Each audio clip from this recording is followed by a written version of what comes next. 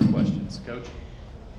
Yeah, obviously it's not how you draw up the last game of the regular season. It's not how you want your senior day to end. And, I thought to start the game we were a little bit on our heels. Gave up 22 points in that first quarter, and looking back, that was where the difference of the game was. We couldn't during that first quarter at the same time couldn't keep pace, couldn't find the bottom of the basket at all. I'm proud of our team for continuing to fight. Played hard, gave ourselves a chance at the end for sure. But it's just one of those games that you've got to be better for 40 minutes, and we just weren't able to do that to start the game. All right, we'll go to questions. We'll start with Cora and then Maria. River was pretty emotional in here, and obviously didn't have her luckiest shooting night, even though she made good plays down the stretch. How hard is it to see her kind of go out like this? Well, it's tough to see her and any of your seniors, with that loss. They have high expectations and high hopes for this team and themselves, and I know they're hurting, but the good thing is we continue to play at this point, and hopefully we can learn from this. Maria, Chloe, and then Madison. Coach, we finally know your seat now, of course, with the outcomes earlier. You did earn third place, on yourself number 3 seed. You wanted to fight LSU for that second seed, but are you proud of this team considering everything you've lost to finish in the top 4 and at number 3 in the SEC? Yeah, for sure.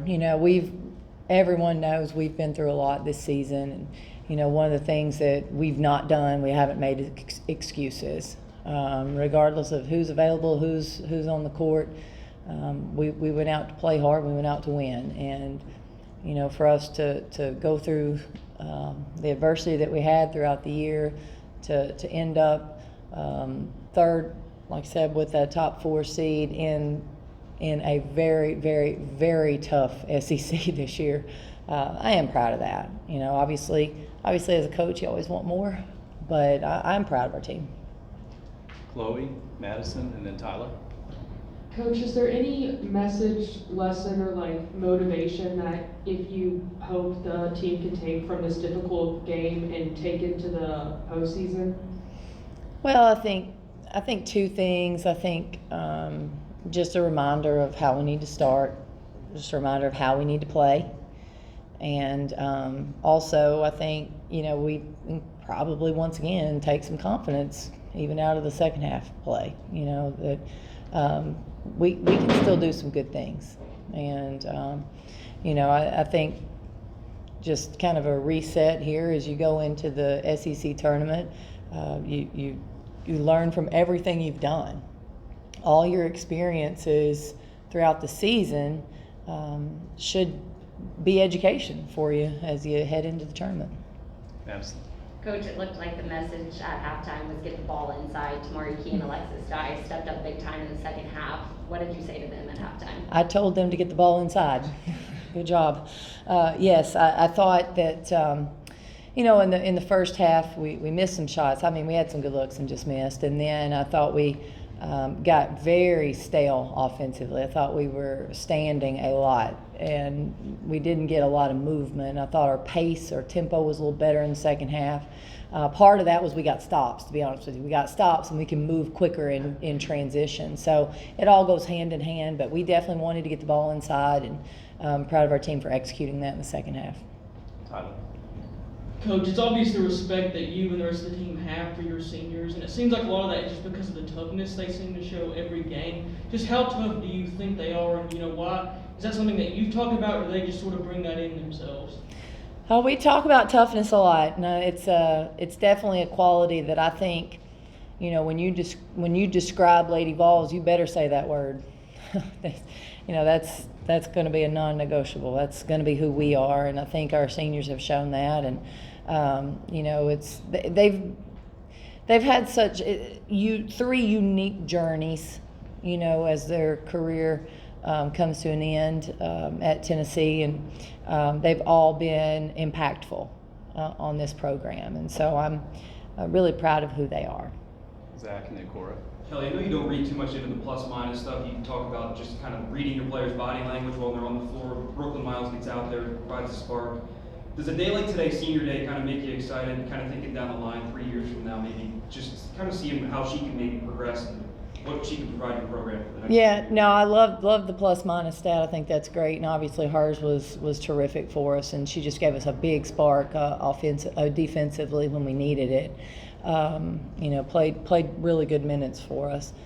Yeah, I'm excited about all their growth, and when you look at that freshman class in particular, I think all of them will continue to get better. And, just the experiences that they've had this year, it's only going to make them better. Now, listen, I'm not trying to rush their career because you blink and they will be seniors. Time flies when you're having fun. Cora.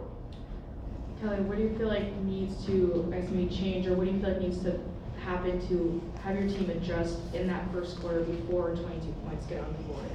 Yeah, I think we just need to make sure that I think we've got to make sure we take care of ourselves, that we're, I thought we looked a little tired early. We have to make sure that we're ready to go come game time. So, we'll look at that as a staff. I think the other thing is just sometimes you learn from how you played. This is not a team that you want to be on your heels with. You can't sit back and let them be aggressive, and I thought we did that. So, that's an adjustment we would need to make. And then, offensively, we'll really break that down and find out where maybe we could get an easier shot. I don't know. We got some pretty good looks and just didn't put them in. And I think that's where, we didn't. I don't think we offensive boarded well in the first quarter either. And I think that's an area we got to get jump started quicker. Maria. Coach, that last play, that's a tough way to end that game. What were you looking to happen there? Yeah, we had we were going to have several options for the three. I felt like we might have had somebody open. I'll have to go back and watch it. It looked like we had someone open, and we were just going to take the first open person and try to get a good look at the three. So I know a theme a lot of people will look at is the officiating, but as a coach, is it difficult to kind of console like the young women on your team to maybe not get too emotional, like let it affect their game plan at all? Or?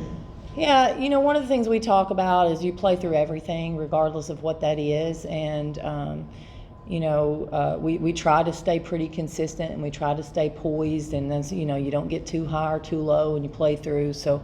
I think our teams had experience with that all year, and that's where if you stay in the moment, next play mentality, I think it helps them keep that poise and that composure throughout the game. Cora. Kelly, like you said earlier, the third place finish is something you're still proud of, and I remember Sam Williams saying in the midway through the season is one of the mentally toughest teams she's been on, and that was before the injuries and the losses. Do you feel like they've grown or found a deeper level of mental toughness at this point? You ended the game on a 13-1 run. Yeah, I think this is a tough team. I think they're resilient. I think they bounce back. I think they compete. They don't back down, and they're very tough. And they've had some big hurdles, and they've either found a way to get over them or they've hit them and they're going to keep trying. So I'm proud of that. Maria. Coach, the 3 seed plays at 8:30 p.m. It's the last game of Friday. I didn't know if you've got anything else in your bag of tricks for this team for a night game. Maybe we'll start switching their clock right now. The rest of the week we switch their clock so that they'll feel like that's a 1 p.m. tip. I'm not sure how we can do that, but no, I tell you, it gets to tournament time, and you've got to be ready to play, and you can't be. I do not like waiting around to play that game in terms of the timing, but if that's where you're at, that's where you're at, and that's what you've got to be able to do. So I'll pull out my bag of tricks and see what we can come up with. Cora. This isn't the team you expected to take into March, but is there still kind of an air of excitement going into the postseason, especially, with that kind of big chip on your shoulder? Oh, absolutely. I think when you hit postseason, there's a renewal of energy, and I think that's for every coach in the country when they play their last game is all right, 0-0, your record 0-0, new record, clean slate. Not 100% accurate because everything you've learned has built you to this point. But there's an excitement around tournament time. And if you don't enjoy that or you don't love the tournament time, this is not the sport for you because that's what we do. It's a build-up. We're a tournament sport. Everything you're doing is part of the journey. You can't just skip. You can't fast forward to the tournament. I mean, this is part of it, but this is a big piece. The tournament, whether it's the SEC tournament, the NCAA tournament, it's a big piece of what we're doing. All right, thank you, Coach. All right, thank you guys for coming. The crowd was amazing. Love our fans. It was loud, and I appreciate them all coming.